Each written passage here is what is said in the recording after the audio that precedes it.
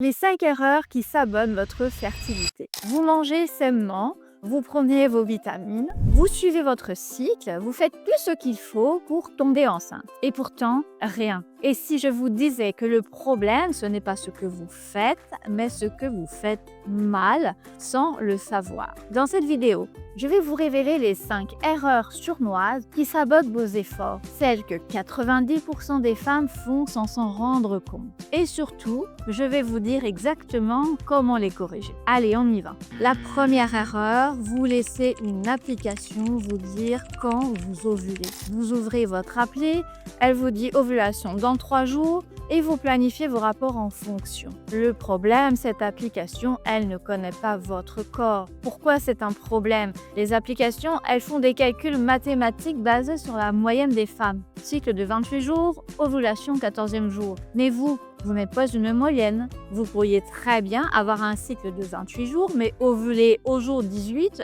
ou au jour 20. Dans ce cas, si vous suivez aveuglément votre appli, vous ratez complètement votre fenêtre fertile. Ce que vous devez faire à la place, apprenez à observer votre corps. Regardez votre glaire cervicale, sentez les changements dans votre énergie, dans votre libido. Votre corps vous parle, mais vous ne l'écoutez pas parce que vous préférez faire confiance à un algorithme. Utilisez l'appli comme outil, mais pas comme une vérité absolue. Et l'erreur numéro 2, vous cherchez le complément miracle, la tisane parfaite, le produit qui va tout changer. Vous scrollez sur Insta, vous voyez des pubs pour des suppléments de fertilité, vous achetez, vous essayez, rien, alors vous en cherchez un autre et encore un autre. Le piège, le problème, c'est pas les compléments, c'est ce que vous cherchez à l'extérieur, ce qui doit se régler à l'intérieur. Votre corps, c'est là où votre bébé va grandir. Alors, avant de chercher des solutions externes, posez-vous cette question. Est-ce que les bases sont solides? Les vraies questions à se poser. Est-ce que je dors suffisamment? Est-ce que je bouge mon corps régulièrement? Est-ce que je mange de vrais aliments nutritifs?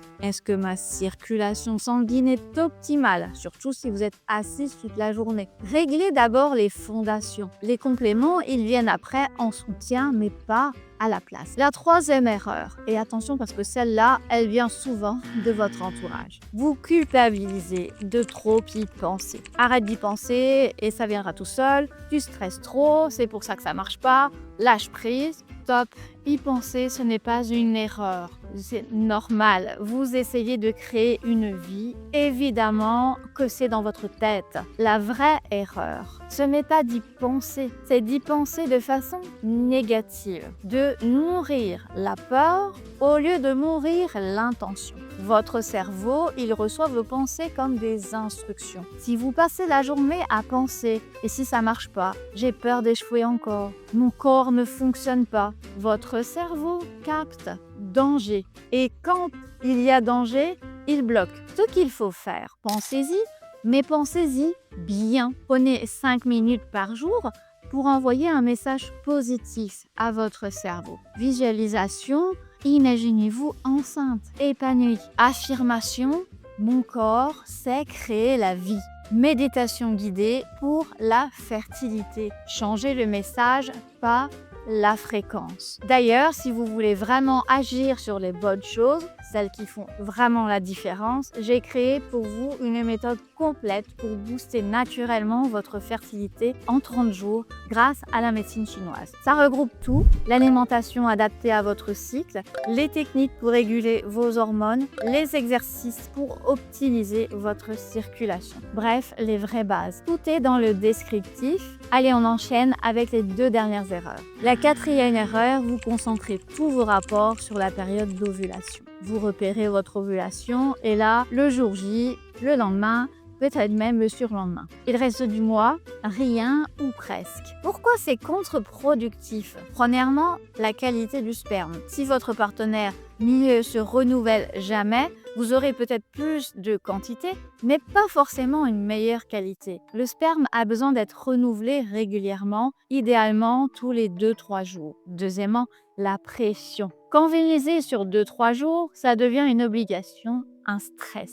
Il faut qu'on le fasse ce soir, sinon on rate le mois. Cette pression elle tue le désir et elle augmente le cortisol. C'est un mauvais combo. Troisièmement, vous prenez un risque. Vous pouvez jamais être sûr à 100% de l'heure exacte de votre ovulation. Si vous vous trompez d'un jour, vous avez tout raté. La solution: ayez des rapports réguliers tout au long du cycle, 2-3 fois par semaine, sans pression. Comme ça, vous êtes couverte. Le sperme est de qualité et vous enlevez le stress. Et en plus, vous savez quoi? Vous êtes fertile plusieurs jours avant l'ovulation, grâce à votre glaire cervicale qui maintient les spermatozoïdes en vie jusqu'à 5 jours. La cinquième et dernière erreur: vous essayez de tout enlever au lieu de rajouter. Arrêtez le café, arrêtez l'alcool, arrêtez les soirées, arrêtez le sucre, arrêtez. Et les résultats? Vous êtes frustré, tendu et vous craquez parce que c'est juste pas tenable. L'approche inverse: au lieu de chercher à tout retirer, cherchez à ajuster les choses positives. Exemple, vous aimez votre pizza du dimanche, gardez-la, mais ajoutez des légumes verts les autres jours. Vous êtes stressé, n'essayez pas de supprimer le stress, c'est impossible. Ajoutez 5 minutes de visualisation positive par jour. Vous buvez du café, ok, mais ajoutez 2 litres d'eau dans la journée pour compenser. C'est une question d'équilibre. Vous pouvez tomber enceinte sans être parfaite. Le cumul des petites actions positives, c'est ce qui fait la différence, pas la perfection. Alors les 5 erreurs qui sabotent vos efforts. Déléguez votre cycle à une appli. À la place, observez votre corps. 2. Cherchez la solution magique. Réglez d'abord le stress. La troisième, culpabilisez d'y penser. Changez le message et pas la fréquence. La quatrième, tonisez sur l'ovulation. Ayez plutôt des rapports réguliers sans pression.